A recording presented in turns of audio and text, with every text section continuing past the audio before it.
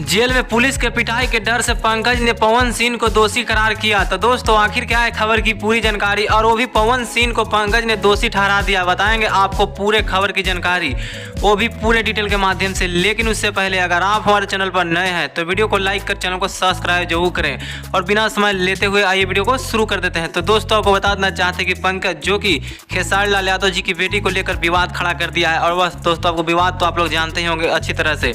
और दोस्तों अगर हम उसकी बात किया जाए तो पंकज ने खेसारी लाल यादव जी की बेटी कृति को लेकर सॉन्ग गा दिया था नाम लेकर। और दोस्तों वह लड़का जो कि एक बार और गलती किया था, और दोस्तों वह लड़का जो कि फिर से वह गलती को दोहरा दिया है।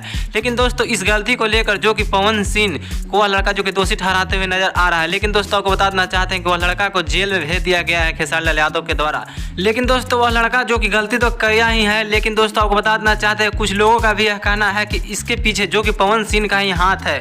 लेकिन दोस्तों वह लड़का जब पुलिस उसकी पिटाई करते हुए नजर आए तब वह लड़का जो कि पवन सिंह का नाम खोलते हुए नजर आ रहा है। लेकिन दोस्तों आप क्या कहना चाहेंगे, क्या आखिर से ओके खेसारी लाल यादव जी की बेटी का नाम लेकर गाना गवाने के पीछे क्या पवन सिंह का हाथ है, या फिर लड़का वह बदनामी करते हुए नजर आ रहा है? आपको जो लगता है आप अपने राय कमेंट बॉक्स में जरूर बताइएगा। दोस्तों वो भी पवन सिंह के इस तरह से वह दोषी करार करने के बारे में जो पंकज जो कि पवन सिंह पर इल्जाम लगाते हुए नजर आ रहा है। लेकिन दोस्तों आप क्या कहना चाहेंगे खेसारी लाल यादव जी की बेटी के साथ इस तरह के जो गाना गाया उसके बारे में भी?